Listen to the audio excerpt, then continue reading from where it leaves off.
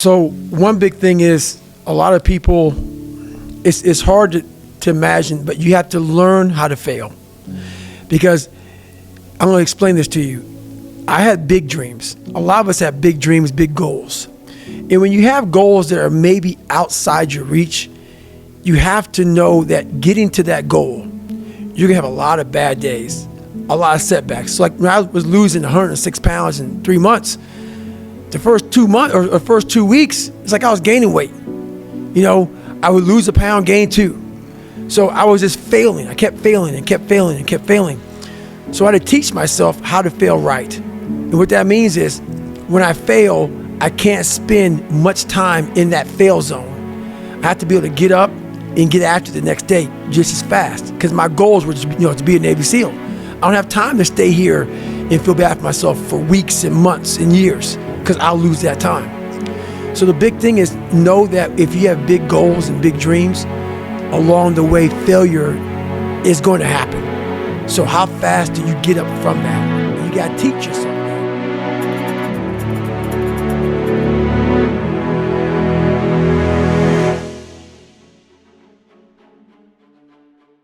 It feels amazing. When anything goes wrong in my family, if there's a flat tire, they don't call fucking AAA. They call David fucking Goggins. Mom's got a problem? David. My mom's sick? David. She don't call the fucking doctors. David. Anybody, they call David. And that's earned. That's a good feeling. And I would challenge men to try that. Try that. Try that for a couple of days. Try working those 20-hour shifts and coming home and having your girl have a meal at home. I guarantee your girl looks at you very different. Every day you come home and you're dirty as fuck, or you're just tired, and she knows you're only getting 4 hours of sleep, and then when you go to work, she's sleeping because it's 4 o'clock in the fucking morning, and you look at her, she knows what kind of man she's got. Your mom knows, your dad knows what kind of son they have. Yeah. They don't know that feeling. It's the best feeling in the fucking world. Money can't buy it, nothing can buy it. Right there. And men don't fucking have that. They don't know what that feels like. So until you know what that feels like, you're never going to seek that feeling of when things are bad, my family looks to me. As they should. As they should. That's your job. That is my fucking job. So it's just something that we almost can't teach our kids anymore, because the world is influencing people from all over. Once they leave your house, you got this weak family, and that weak family, and that weak family saying, why is your dad like that? Why are you doing that? Being a man sucks. And that was a man decision for me. I'm a man. So I offend a lot of other so-called men just to cut to the fucking chase. I sat back for months and said, man, I gotta fucking do this. And I went through everything. I know this is gonna come with it, this is gonna come with it, this is gonna come with it, but I'll be able to fucking sleep at night as a man.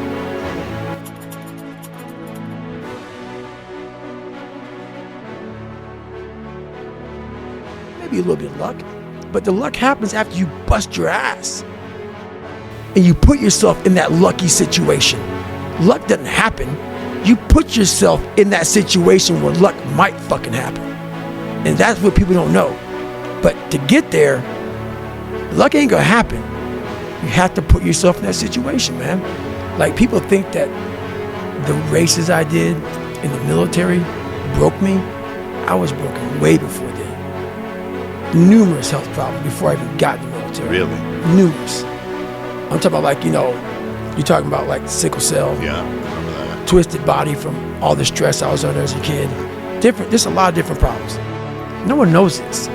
But if you go back, and there's videos of me out there, Google David Goggins' first video, or first Badwater race, you will see black compression tape on my ankles.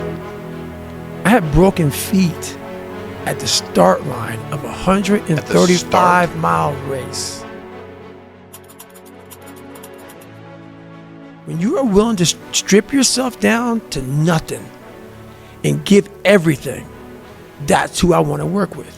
The biggest key to success in anything you do is you got to have an unlimited supply of fucking fuck you.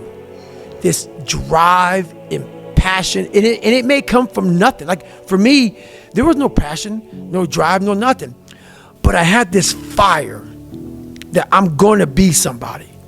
And it has to be there because on all those bad days and all those days you don't want to do shit, you have to be your own motivator, your own coach, your own trainer, your own everything. So to do that, you have to come into work, and work is whatever your work may be, ready to go. And what that means is you may have failed miserably yesterday, but you come to work like, people are like, man, you just lost everything. How the hell are you this fucking damn motivated? Because this is what it takes. This is what the fuck it takes. And you got to get it from wherever you can. Whether you make up this illusion of your life or this false reality that gets you motivated, whatever gets you motivated, it's got to be here at the tip of your brain at all times. Because in those dark moments, you got to pull it out. So what it was, my first question was, okay, what are you willing to give up? What are you willing to sacrifice? What are you willing to forgo? Because a lot of people, like this guy came in one time, I was a trainer, and he goes, man, I can stop doing anything but my frappuccinos. I go, fucking leave. Because I'm looking for that person like me. People, it's hard for people to understand how I lost 106 pounds in less than 3 months. I sat down at the table and I said to myself, what are you willing to give up? Everything. And when people come to me with that kind of mindset, I can work with you. When you are willing to strip yourself down to nothing and give everything, that's who I want to work with. Because now I can mold you into exactly who you want to be. When you put these restrictions up, and that's why my first question is, how bad do you want this? If it's as bad as you want to live or breathe or sleep, whatever the hell it may be, I can work with you. But a lot of people, most people don't want it that badly, which is why they always ask the question, man, how did you get to where you are?